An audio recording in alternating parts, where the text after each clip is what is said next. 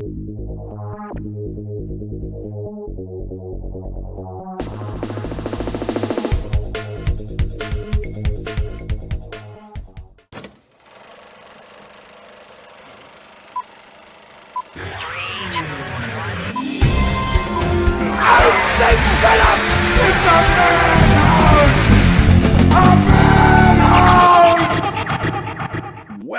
to the movie Madhouse. I'm Rob.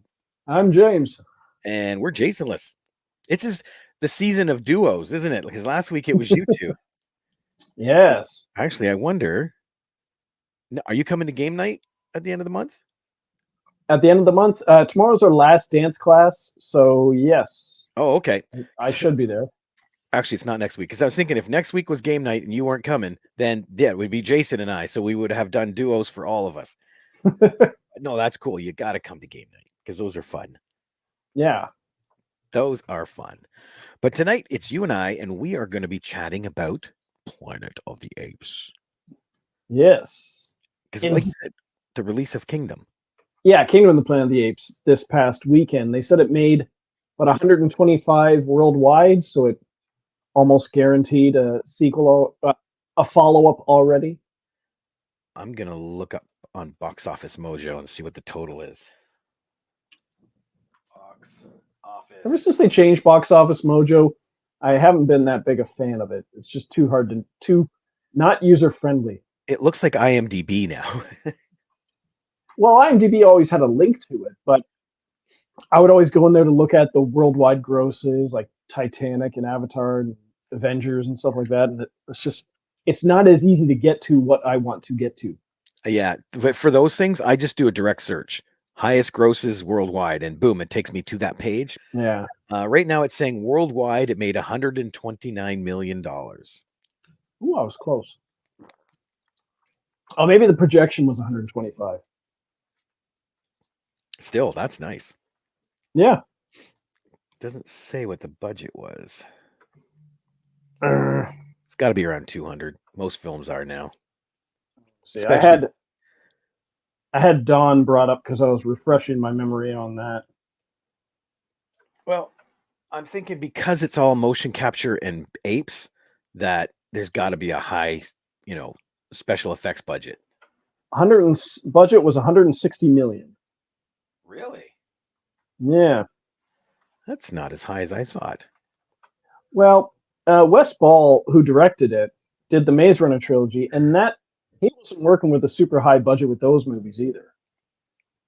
But yet they can do Godzilla for 15. Godzilla -1?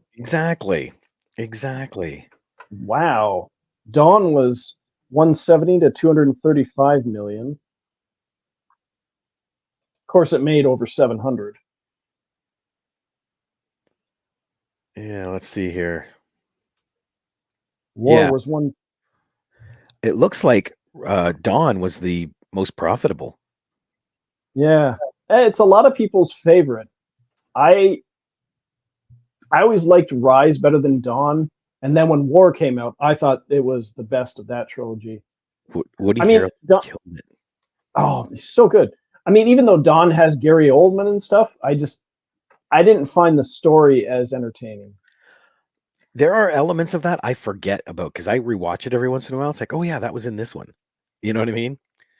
I haven't seen it in a long time. I think I've only seen it once or twice. I mean, the tower is cool. Yeah. And the Caesar shouting, "Go!" which they've turned into a meme over and over, like when you're stuck in traffic. Yeah, exactly. But yeah, if we look at that trilogy, Rise made 481 million, Dawn made 710, and then War made 490. Yeah. And Kingdom could be on par for that because it's at 129 now. Yeah. Because it's been 7 years. And it looks like the cheapest one to make was Rise, 93 million budget. I hadn't looked, but I was thinking about that because that's a lot of. You're mostly dealing with one small chimpanzee. Yeah. Except for the ones in the zoo or the lab. Yeah, it was Dawn and War where there's far more apes Well, running because around. plus all the facial capture and the talking and stuff like that. So Yeah. yeah. So the budget for Dawn was 170, and then the budget for War was 150. And they said listed here the budget for Kingdom was 160 to 165. Yeah. It's a huge jump from the original Planet of the Apes in 1968, $5.8 million budget. And how much of that was Charlton Heston? Yeah. And then the rest was all latex monkey faces. Oh yeah, well they're just like. Exactly. They really didn't have confidence in their franchise because Planet of the Apes got 5.8 million. Beneath the Planet of the Apes got 3.4 million. Escape from Planet of the Apes got 2.5 million.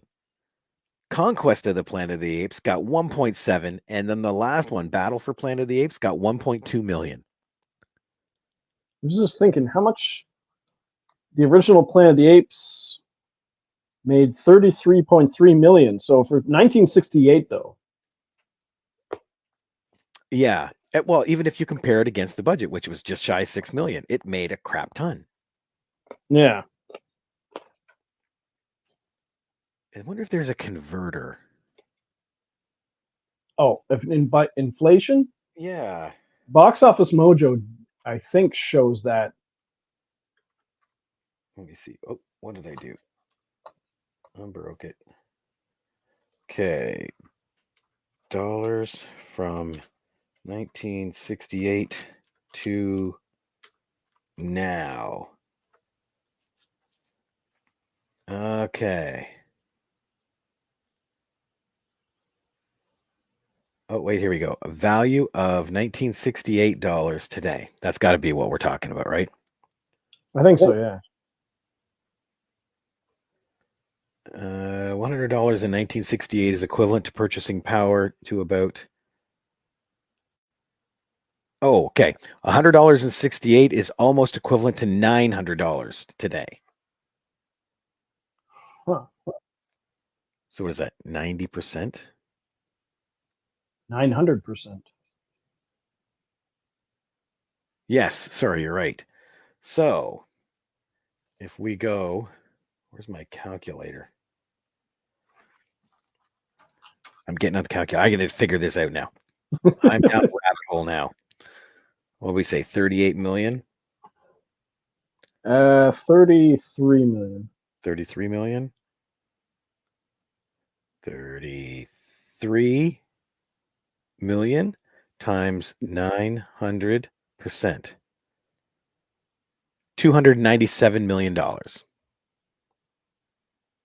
So that's not bad.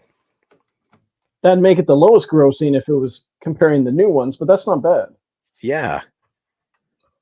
It's still in the fight, though. That's what's cool. Yeah. And it was one of the first ones with the shocking twist ending. Right? Hence where we get some of our opening. It's a Madhouse. Charlton Heston. He hams it up huge in that movie. Yep. Because I had seen bits of it, I think, when I was younger, and I finally watched it from beginning to end just a few years ago. But I had the ending spoiled for me since I was a kid, watching Spaceballs and Yes. and hearing about it somewhere else. Yeah, there was not a lot of hiding that ending after 1970, I think. It's everywhere. Yeah. But then what did you think of the attempted reboot in 2001? I loved, well, at the time, I loved Tim Burton's version, mostly because of the whole time travel factor, and they had a great reveal where, like, spoilers for anyone who's been living under a rock for 23 years. Mm-hmm. Where you see the garbled, when they're on the space station, you see the garbled footage that turns out to be that crew decades later. because when who was it the what was the name of the chimpanzee that went into the escape pod? Oh, Because they called him Simos because it was the simian. It was an anagram for crap. the program. I Anyway, literally just watched this last night and I can't remember. because it was cool. They have the little the little wormhole there. Chimp goes through. Mark Wahlberg goes through, and he lands. It's a planet. It's a planet of the apes. And then by the end of the movie, at the very end of the movie, then the chimp who went through first finally comes in. And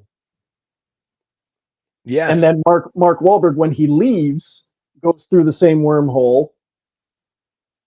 And at some point after he left, Tim Roth's character, I keep wanting to say Zod, but it's not Zod. It's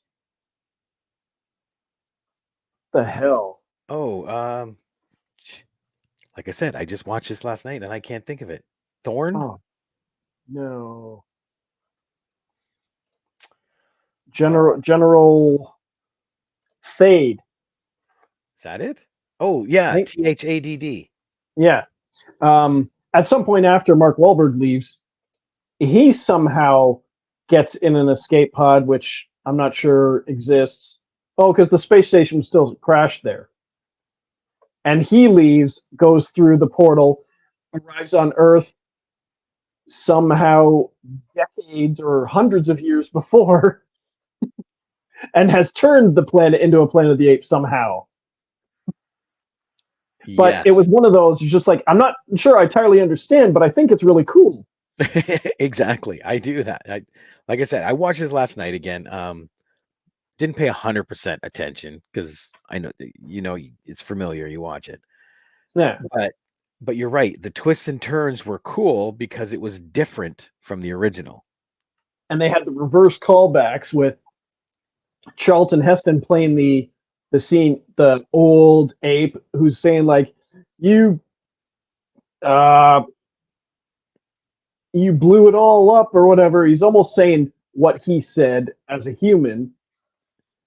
um Michael Clark Duncan as an awesome gorilla in there. Again, Tim Roth, Helena Bonham Carter. I mean, Paul, Chris Christopherson really could have been anyone. yeah, but Paul Giamatti, Paul Giamatti was hilarious. yes, he was so good. And yeah, they really didn't skimp on the makeup effects in that one. No, and that was the cool thing too, because in 2001 it was still physical effects. Yeah. It's not like the new trilogy where there was all CGI. So it still had that feel of the original, but it looks so good. Yeah. And it was a good shock to he lands on there. And this was I thought this was interesting. Like when he lands and he's having sort of a miscommunication with ground control. Lands there, gets out, and then all these cop cars pull up, and all the people there are apes. And then you see the statue, the Lincoln Memorial, and the statue that's supposed to be Lincoln has Thade's head. Now we won't get into the whole Jay and Silent Bob chasing Dogma controversy, but I remember finding a copy.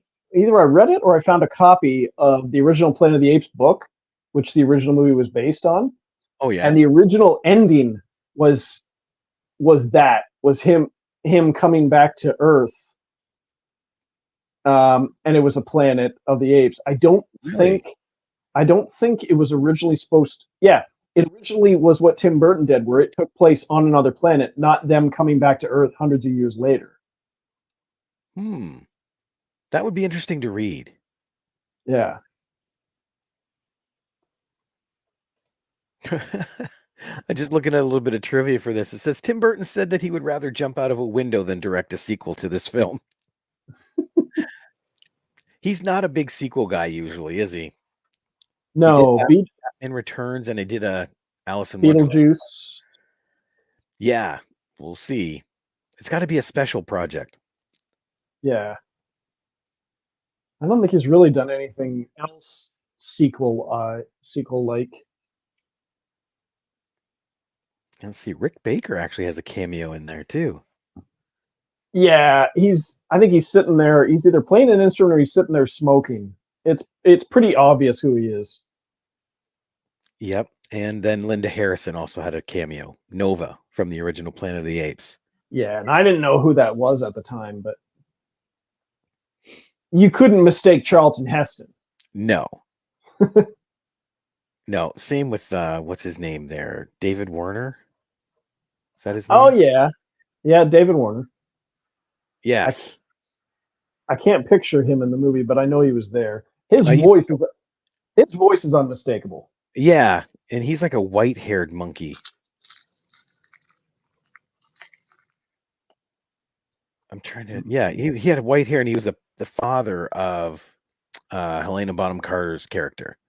Oh, okay. Yeah,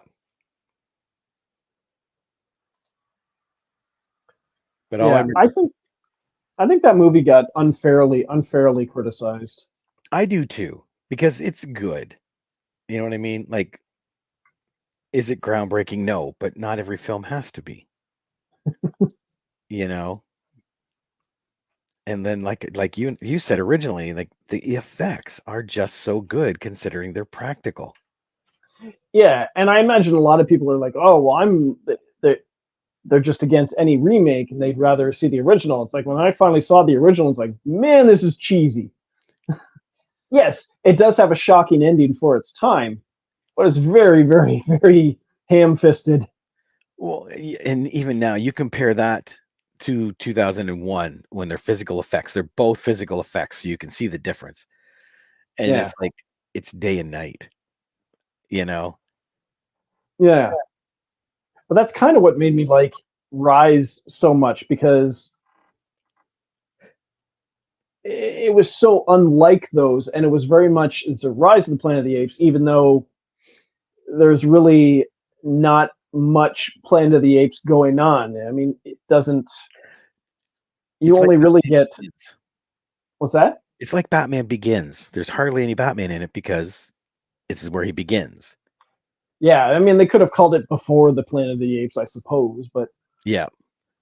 you just get little hints like, oh, the apes are getting smarter, and at the very end, well, they have the brief mention of the shuttle that they lost contact with. Uh, you have the although you don't know it yet, you have the outbreak, the virus that's going worldwide, the simian flu. Well, Yeah. that's going to kill off a bunch of the population. You later find out that the ones who aren't immune and aren't dead are going to be uh, what did they call it? They're unable to speak, It's but a they're regression. also yeah, yeah, Yeah. because that was the great part about War. Again, spoilers. Like when it happens to Woody Harrelson's character at the end, and he just like gives him a gun so he can shoot himself. He's like, "Holy shit, this is the badass in the movie," and all of a sudden he's like, and he can't talk. Yep. That you're right there too though. War gets such a bad rap because Woody Harrelson killed it. Alan Tudyk. Or no, Oh, Steve Zahn as as Bad Bad Ape, Ape. Yes. that, and I think it was the best, and probably intentional. It was the best voice acting and facial capture for Andy Serkis out of that trilogy. Even though he only spoke 3 words in Rise, but I suppose between Dawn and War, I thought it was the best performance he'd ever given as Caesar in that one. Yeah. That and was it Dawn or War where he finds the footage of James Franco. I think that's War. Is that War? No, I think it is. It's Dawn. It's Okay. yeah, it's near the end when he's been shot or something. He's in the house. Okay. Yeah. I remember there was the whole thing about, did you know that you were in the movie? No, they never asked me because they just used footage from the first one. Anyway, yeah, I do need to go back and rewatch Dawn, and I'll want to rewatch Rise because I thought it was so good, and War is just amazing. I'll see Kingdom. Oh, we haven't started talking about Kingdom yet, No, really, we have we? haven't. But that is the one, without spoiling anything, I'll tell everyone, don't go into it with the same hopes of the trilogy, because I did, and I was kind of disappointed watching it, but it is a good movie. I imagine a lot of people went into Rise of the Planet of the Apes expecting a Planet of the Apes movie, not an origin story. Yeah. Well, that happened with Batman Begins too. People went in there because Batman's in the title, and a lot of complaints when it first came out was, "Where's Batman?" Yeah, You know, this is one of those times where it's a franchise and you have to wait for the buildup, and it works. yeah, Do you know what I mean? works very well. Yeah. Although they kind of misled with the stinger at the end of Dawn. Do you remember that one? Where like Caesar and Koba have the big fight on their made up tower, and then he knocks Koba falls down, and then after the credits you hear noise of like rubble sifting, as if he's getting out of there, even though he's never heard from again. Doesn't show up in War. That's right. I forgot about that. Yeah, because you think like, oh, he's still alive. Oh, he's gonna come back, but no. They probably did that just in case they wanted to go that way. And yeah, I suppose they could have. Sort of like at the end of Endgame, where you hear Tony hitting the hammer. That was, and not to go off on a side tangent, but that was the funniest thing, that we'd always go in for the end of Avengers Endgame, just to stand there at the credits, and we're just standing there, arms crossed, watching the crowd, and everyone's waiting till the end. They hear ting, ting, ting, and it stops, and you're just like, yeah, you can go now. There isn't anything else. Let me see here. I'm just seeing if there's anything in the trivia about that, but there isn't. And I had forgotten about some of the big names that were in Rise. Besides James Franco, because he was the lead, but you had, what was it? It was James Franco, Frida Pinto, John Lithgow, Brian Cox, Tom Felton, who was Malfoy, Draco Malfoy, and then Yeah, David Oyelowo. he was quite the dickish little guy in this one. Oh yeah, But see, even Dawn had a lot of people. Jason Clarke, Gary Oldman, Kerry Russell, Cody Smith McPhee. mm-hmm. Let me see, Judy Greer. Okay, that's Oh yeah, Judy Greer played one of the apes. Yeah. And I remember I think there was a deleted scene, or I don't know if it's from War or not, where I think Woody Harrelson's character references, because at the end of the movie, Jason Clarke and them are going off to meet the military force that's coming this way, and they wanted to warn them or talk to them about something, and he admits to actually killing them. Oh, really? Jason Clarke and Kerry Russell's characters, yeah. I think it's a deleted scene for War. I haven't seen any deleted scenes for this trilogy. That's the only one I really remember that sticks out, because you wanted to know what happened to them. Them being the stars of the second movie, aside from Andy Serkis. I'm going to start digging for deleted scenes, because I want to know how many there are and what they are. Now I'm curious. Yeah, I've got my. Oh, do I still have my set? I might. Or I might have it on my iTunes extras. Ooh, they have. Don has them. And what about Rise? Anyway, that was my little bit of trivia for that one, because obviously people who are a big fan Rise doesn't have them. People who are a big fan of Dawn would want to know what happened to their favorite characters from that one. I think Gary Oldman, he gets killed, doesn't he? Not that I remember. No? Does he go with them? Oh, wait. Oh, now I'm questioning. Dang, I got to watch that one again because I can't remember. If everyone is wondering why we're so fuzzy on these, it's because this topic was decided yesterday. Exactly. Let me see here. Okay, I did find a website that talks about deleted scenes. Okay. So, Rise of the Planet of the Apes. Scenes showing the growing relationship between Caesar and Cornelia appeared in the trailer, but not in the final movie edit. A scene where Koba corners Stephen Jacobs in the Jensen lab and takes revenge on him by forcing him to breathe in the gas. Will, seeing this from a surveillance camera, intervenes and forces Koba to retreat using a fire extinguisher, but it is too late to stop Jacobs from being infected. And then a scene where Koba finds an abandoned shotgun in the woods. After a few seconds of him treating the gun like a normal ape would, even trying to eat a shell, Koba quickly figures out how to use it, loads the gun, cocks it, aims it at the screen, and shoots. Huh. Dawn has two listed here. A scene where Caesar gives Koba the pelt of the grizzly bear Koba saved Caesar from. Koba is very touched by this, and the two apes embrace. And then a scene showing the arrival of a battleship appeared in the trailer, but not in the final movie edit. I don't remember that. I don't either. Now I'm going to dig up the trailer. And War has four. A scene where the apes put Cornelia's and Blue Eye's body on the river was filmed, but was cut from the final movie.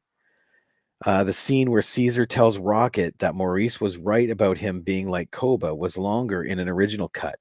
Some missing dialogue in a moment where Caesar put his and Rocket's head together can be found online. The migration scene towards the end of the movie was originally longer. Caesar and the apes would travel past the ruins of Las Vegas and a grassy field with a crash-destroyed airplane before making it to the oasis. And then Malcolm's fate was also confirmed in another deleted scene. Like the funeral for Caesar's wife and son, this scene was filmed, never made it into the final cut. Colonel McCulloch tells Caesar, while the latter is held in a cage, that a man came to visit him when he arrived in San Francisco. The colonel let Malcolm speak to him in his tent as the latter told him to make peace with Caesar and his apes. Infuriated by this, Colonel McCulloch shot and killed Malcolm, leaving his body to rot. That's it. So it's a deleted scene from War. Yeah. Yeah, they weren't coming down there to make peace. And then just to know, it's not a spoiler, but the opening of Kingdom is Caesar's funeral. Oh yeah? Yep. I like at the end of War where they had you see Caesar and he just kind of slumps over, kind of like the end of John Wick 4. Mm-hmm. But it leaves it ambiguous. Except Caesar actually died and John Wick didn't. Yeah. There is no Caesar Part 5. Caesar Wick. There we go. And then does it go like 300 years later? Ooh, the cult of John Wick. No, I'm asking. Oh, this one? Yes. Yeah, they have the funeral, and then it says many generations later. It doesn't give a definitive time. I'm just looking here. The time lapse photography, like the Guy Pearce time machine, where it just goes, and the land grows up and recedes, and the land goes up and recedes. No, it's a fade. A simple fade, crossfade. That's how you save $20 million right there. Yep, exactly. But the story is not bad at all. Like I want to stress, Kingdom is not a bad movie. It's just, to me, doesn't meet the level of the first three. So maybe they have bigger plans for the next one. Still, but you can still follow physics and stuff. That's okay. Yes. Like I said, that's my biggest gripe is anybody that read that script, or even watched the test cut of the film should be going, why is water going up? And I'm doing it spoiler free. So when you watch the film, you'll be going, oh, that's what he meant. But yeah, that's the only thing that really pulled me out. There was other little things, but that one did. There's no stinger for this one, is there? No. I didn't really expect there to be because they're only one of the previous ones that had one was Dawn, and it was just a sound, really. Yep. No, this one, the whole purpose is,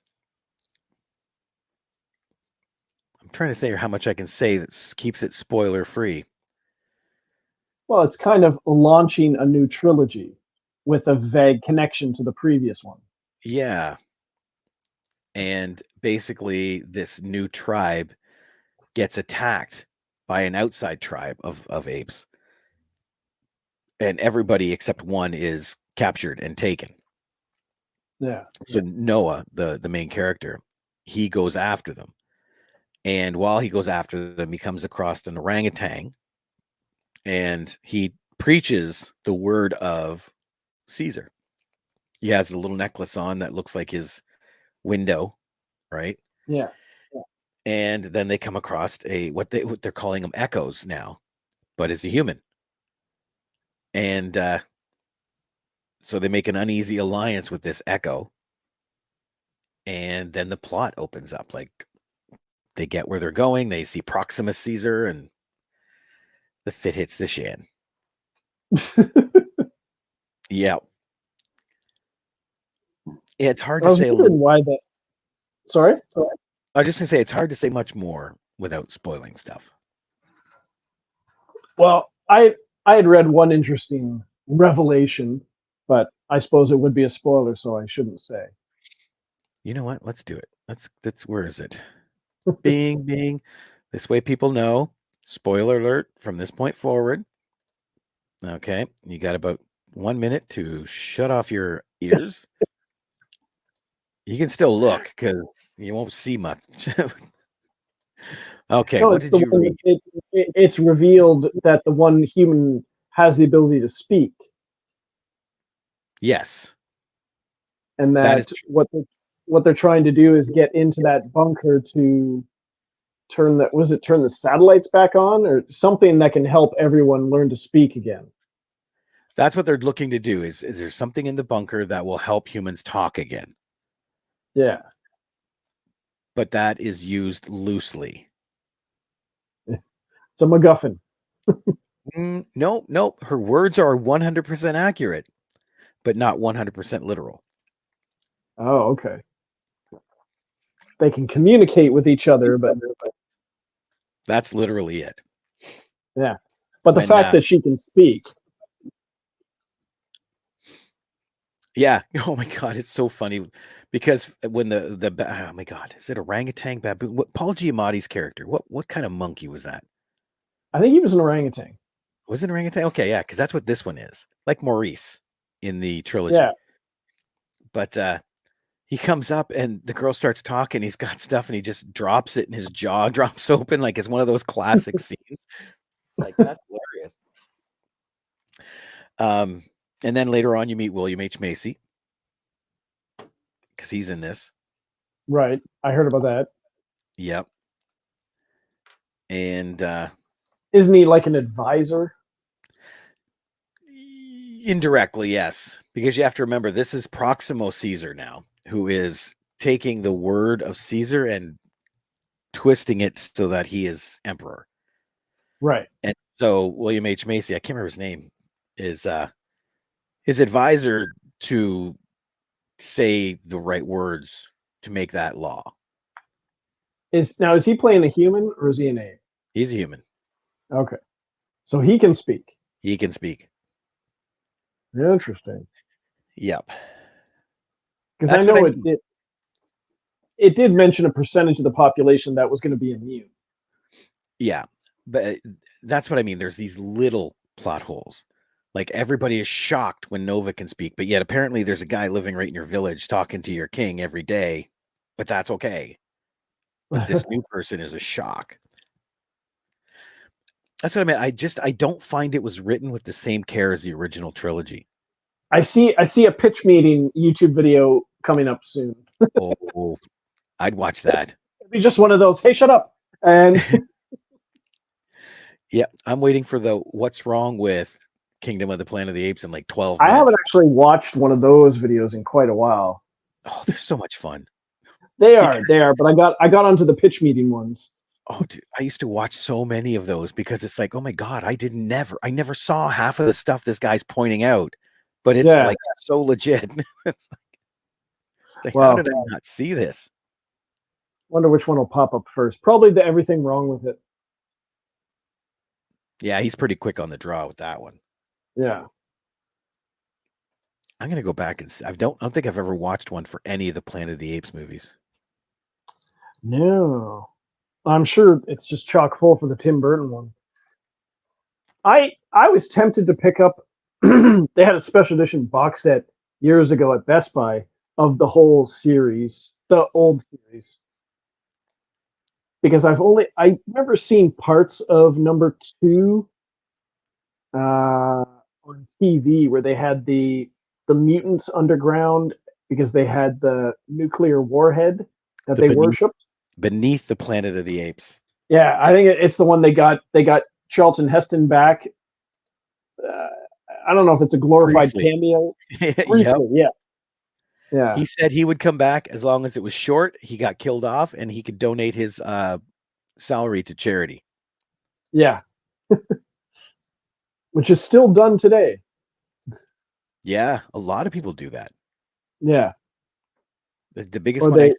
still remember is for Heath Ledger, the Imaginarium of Dr. Parnassus Yeah, with Jude Law, um, Colin Farrell Colin Farrell.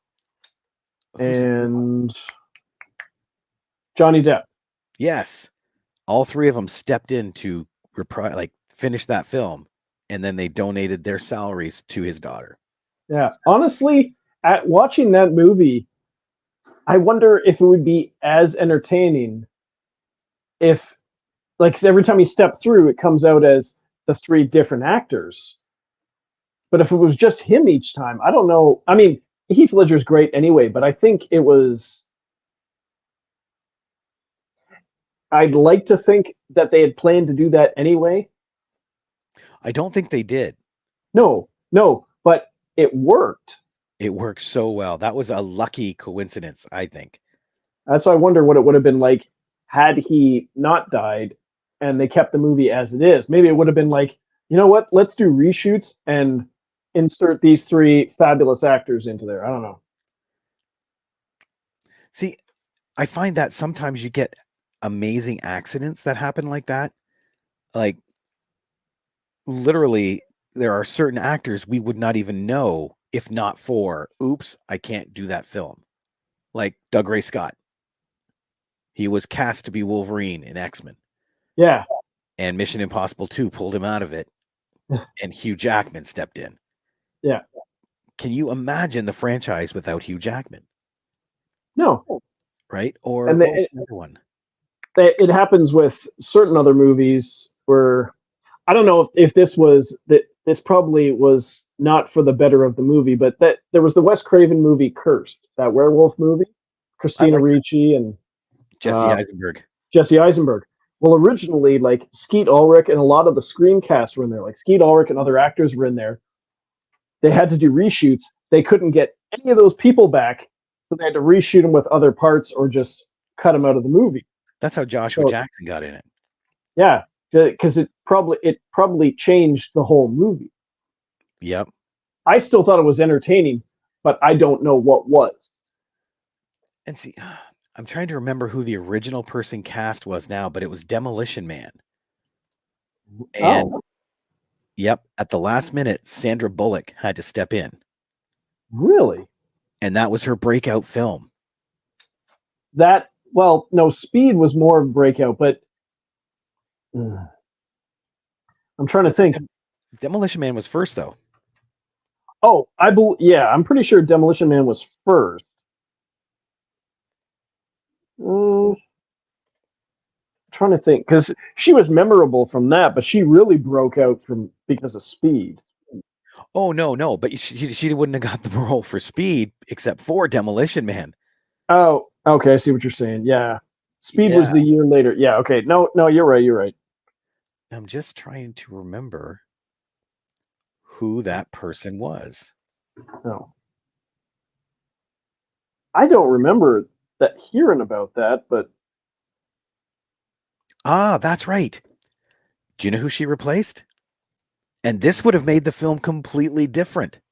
Julia Roberts. Oh, No, Lori Petty. Lori Petty. Yes. Oh, I don't know that I could see that. Yeah, The well, way the obviously way neither could they. They got rid of her after a couple days of filming. the way Bullock played the movie, I couldn't see Lori Petty doing that No. because Lori Petty doesn't do awkward No. She does Tank Girl awkward, which is still like very aggressive awkward. Like, or Point Break awkward. yes. But no, and I think that's the fun too, is imagining what a Lori Petty, you know, Demolition Man would have looked like. Or what a Ray Scott. It's probably why our recasting episodes are entertaining, Yes, exactly. even though those will never happen. You don't know. Someone's listening. I'm sure of it. Let me see here. Oh, I know now there was another big one that I'm forgetting, where oh, because of something happening, a happy accident, someone steps in and that's their launch pad, but I can't remember what it is. I have to confess, I watched a YouTube video a couple days ago, and that's where I saw that.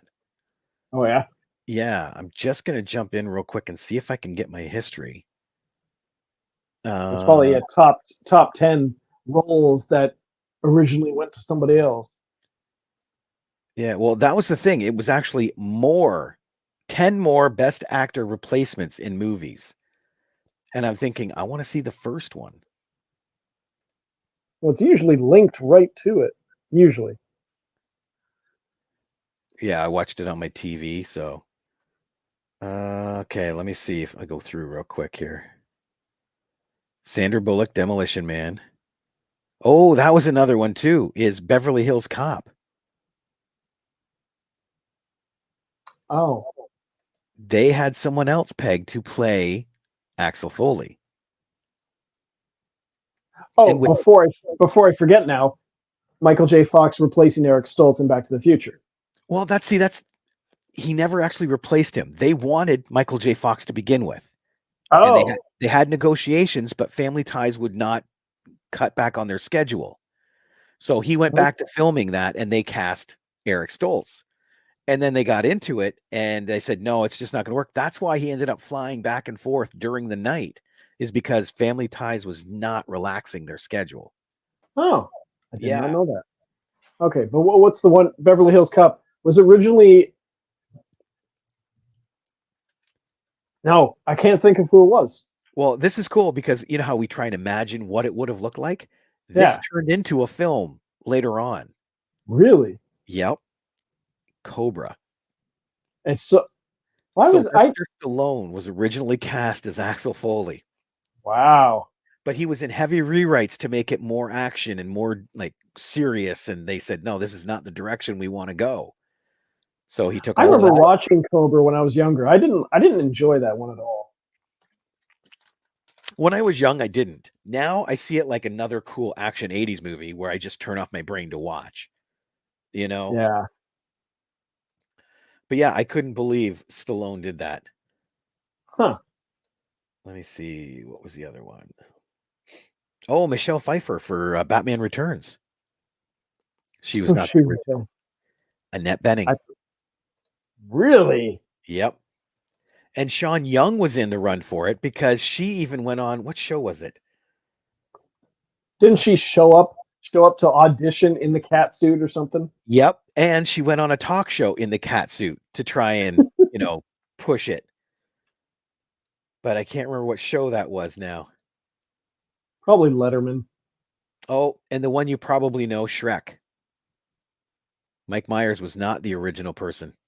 Really? Yep. this person actually had lines recorded before he passed away. Well, they've done. Oh, before he passed away. Yep. Oh, I have no idea. Chris Farley. Really? Yep. According to this video. What am I watching? What Culture? Oh, okay. See, I can't picture Shrek without the Scottish accent, Oh, no, neither can I. and I certainly can't picture Chris Farley doing a Scottish accent. And Gene Wilder in Blazing Saddles was not the original. Oh, come on. I can't remember the actor's name, but he was like a serious actor, but he was an alcoholic. And so on the first day of shooting, he was blitzed and couldn't do anything. So Mel Brooks called up Gene Wilder. Gene Wilder and said, "Please come and fill in," because he had just worked with him on The Producers. In terms of the voice work, I just remember two examples of that, because you said Chris Farley had recorded lines for Shrek. Like the movie Her, Scarlett Johansson, who plays the voice of the AI, the phone AI. Yeah. That was originally Samantha Morton. Okay. I couldn't remember the name. I knew someone else did it. Alpha from from Walking Dead, Alpha, the leader of the Whisperers. That she's a British actress. Oh, okay. And then they I don't know if they didn't like her voice, but they needed a different voice. They re-recorded it with Scarlett Johansson. A great one of my favorite Colin Farrell performances. Shut up. Phone Booth.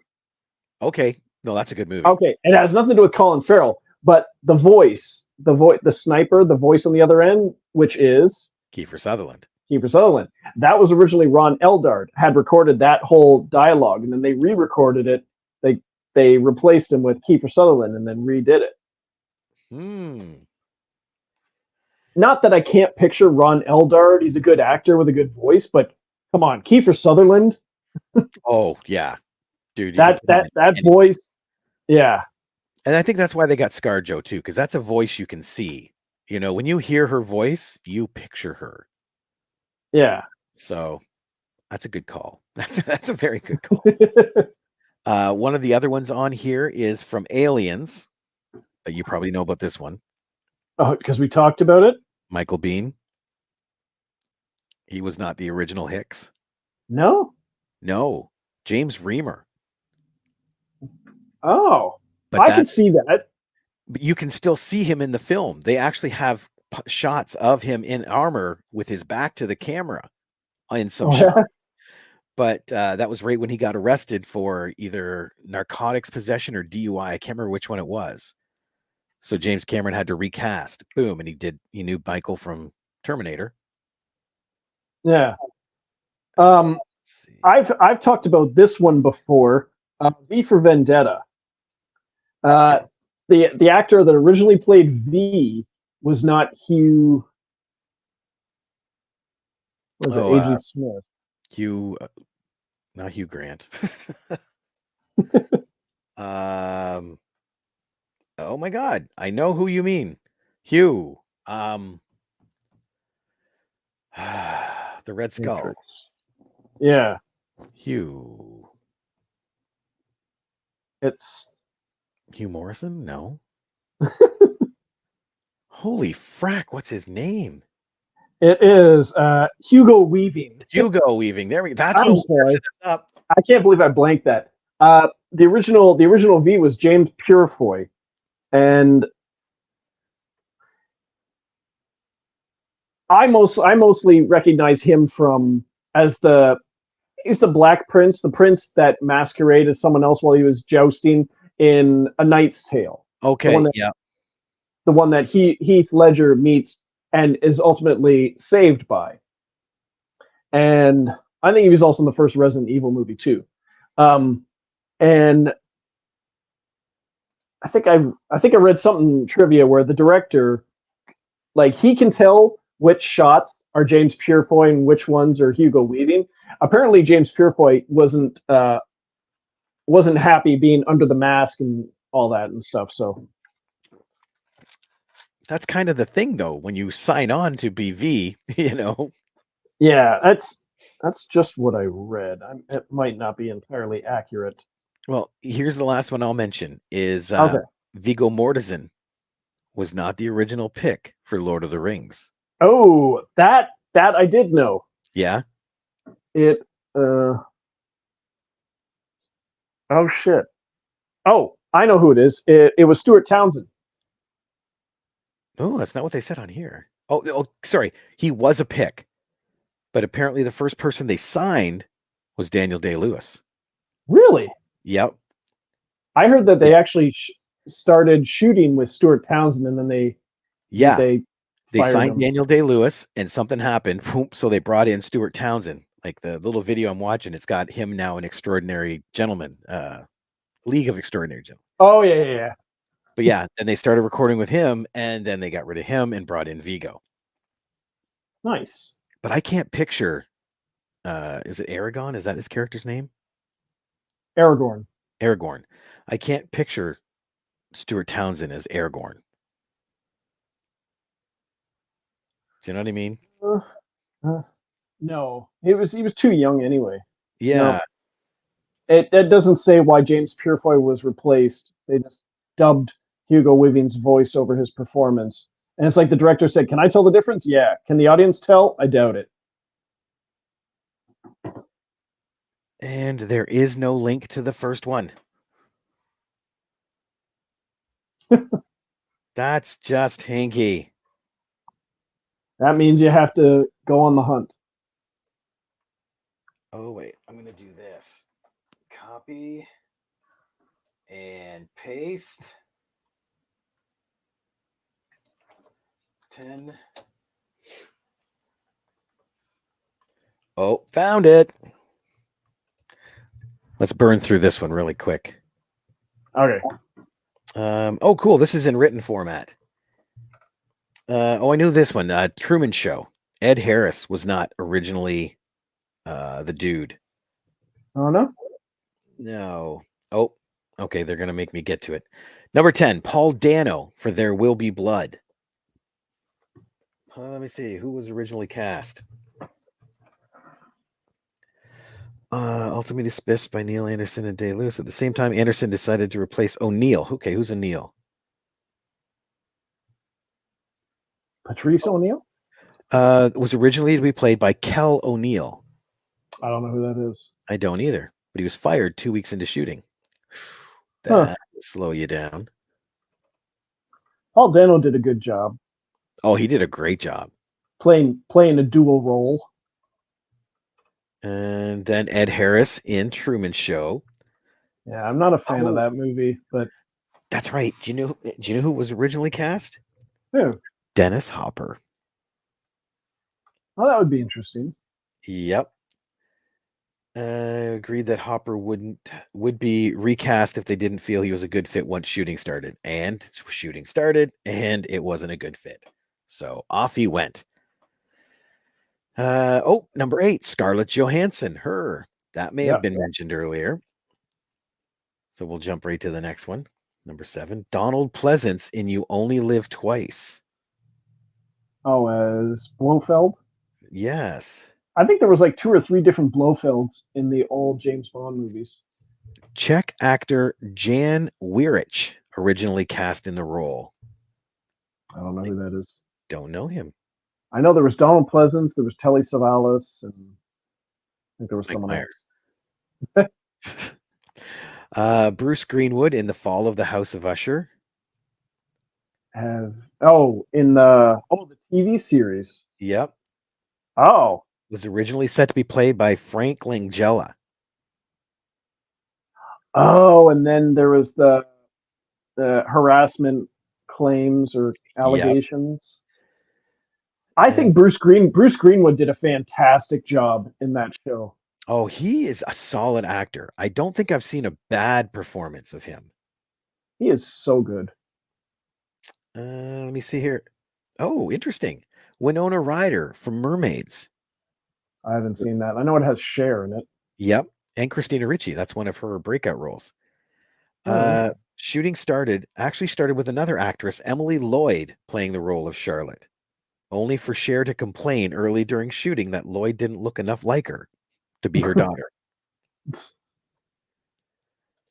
I guess if Cher complains, people listen. Hmm. Okay, who's next?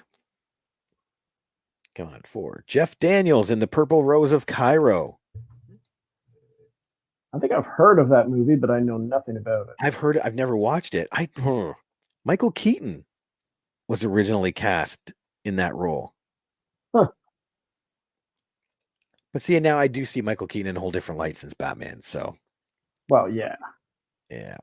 Okay, where are we at here? Number 2, Christopher Plummer, All the Money in the World. Oh, yeah. Oh, Kevin Spacey, yeah. Yeah.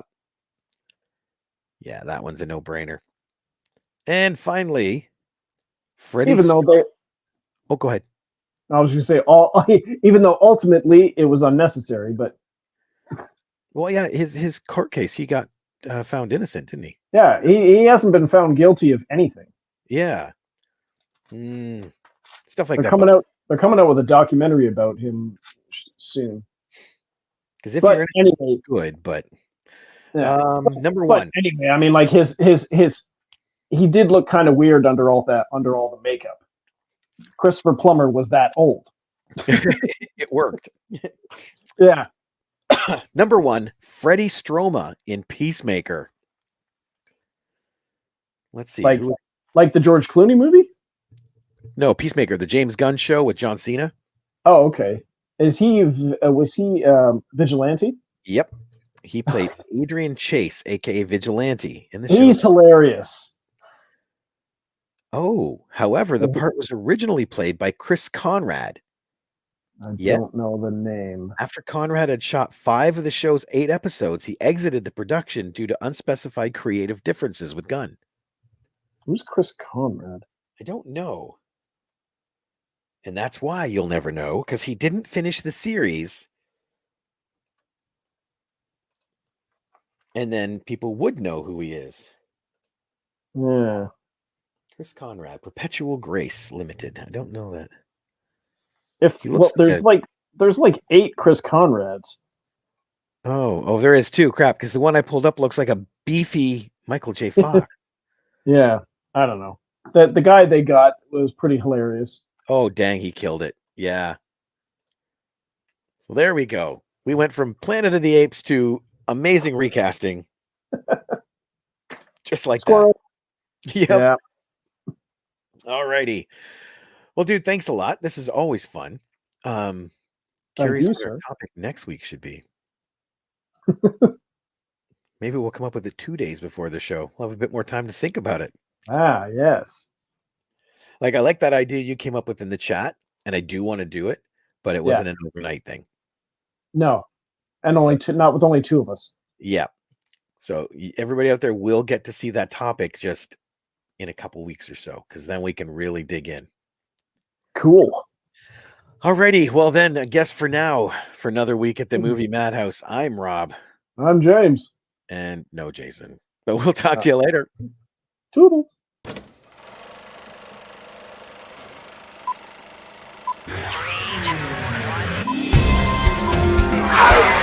Out,